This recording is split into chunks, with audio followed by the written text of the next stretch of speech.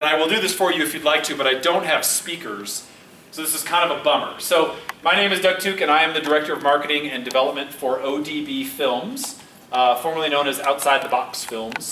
And we just made a feature film starring Jim Caviezel, who plays Luke, about Paul, about the Apostle Paul. And you might have heard some about it. So we made the film in conjunction with Sony Affirm Studios, which is a really big deal.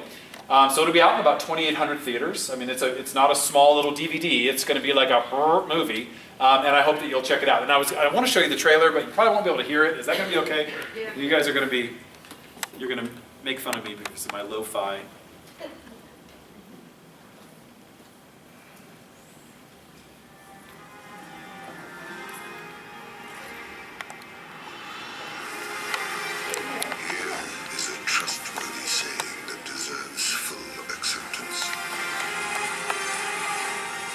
Jesus came into the world to save sinners, of whom I am the worst.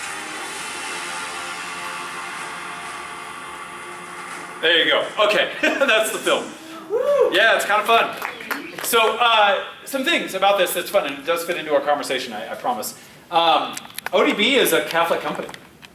ODB is consecrated to Mary in the Diocese of Rockford.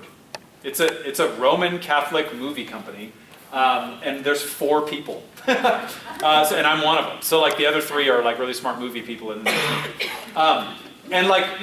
support that. That's gonna be pretty powerful. I wish I could tell you stories about the profound witness that has taken place with Sony Affirm Studios, a very beautiful evangelical movie company, to their credit, and Catholics. And how conference calls that I sit on every day start with prayer. I mean that. And you should know that. You should know that within the movie industry, there are people that are doing profound things. But it's also funny because, you know, like there'll be a conversation and they'll be like, Doug, are you on the phone? And I'll be like, yeah. And then they'll be like, what's a parish? Do you call them churches? What is that? And then I'll explain it.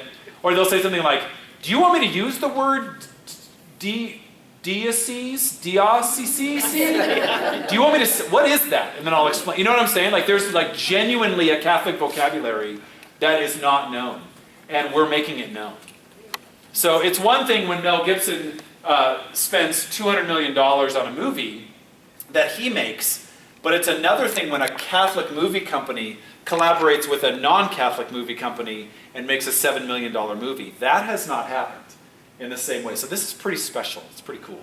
How big were the churches that Paul started? 100, 150? No. 20? No, you're way high. Yeah. No, it's like 10. 10 to 30.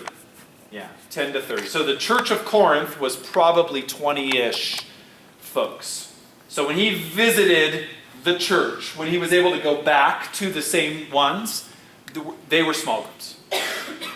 They were small groups. And you know what? That's good for us to know. Because his language resonates in 2,000 family parishes, doesn't it? When we read the letters, we're dialed into the fact that this is the profession of faith for the masses. But his churches were actually little. But there was no conflicts in them, right? Never, ever. They were always super good to go, right? You guys missed the last little breakout we did. It was all about collaboration, delegation, and conflict management. It was pretty hilarious, okay? Because, you know, the church is perfect and we never conflict, right? That's preposterous. And in the context of small group conversations, I think sometimes what we do is we place them into ministries and we think, well, that'll just go well, and we'll just have somebody lead it and we'll figure it out because it's church. And the reality is that can be disastrous. How many people have had like a really good small Christian community or small group ministry experience? Tell me about it. Go ahead. We started in Y Catholic with this lady's 16-year-old son who wanting to become Catholic, who set all of us who were Catholic on our ears and kept us on our toes. We still are doing it now. And it's a small Christian community. Me into being Catholic, and her husband and her youngest son. Wow. So it was a small Christian community, a small group? Yeah, there's about 8 of us, and we do it once a week. Brilliant. How many people did Renew in the 80s? Renew Ministries? How many people's Renew ministry prayer groups are still meeting? I actually know a lot of them. Isn't that amazing? 20 plus, 20 something years later. Isn't that amazing? Great small group experiences. Let me know. All the way back here. Yeah. After the book and the movie, The Shack, Yes. at our parish, we did a small group faith sharing on The Shack. Good. And it was a great experience. It wasn't a whole lot of us. Mom was one of them. But at our last meeting that we had, we went outside. First we wrote like a journal page on our lives and how we saw God interacting in it, and keep your eyes on this kind of thing. Mm-hmm. And they were able to let go of that and burned it. And out of nowhere came this man, who wasn't part of our group, and he stood there, and we just took his hat off and he stood there around talking with us. And afterwards I went over to him, asked him if he needed anything, he said, no, I just wanted to come and pray with y'all. And we went inside, I turned around, he was gone. And one of the participants came up and said, I felt that was the presence of Jesus. So I thought that was really powerful. You think?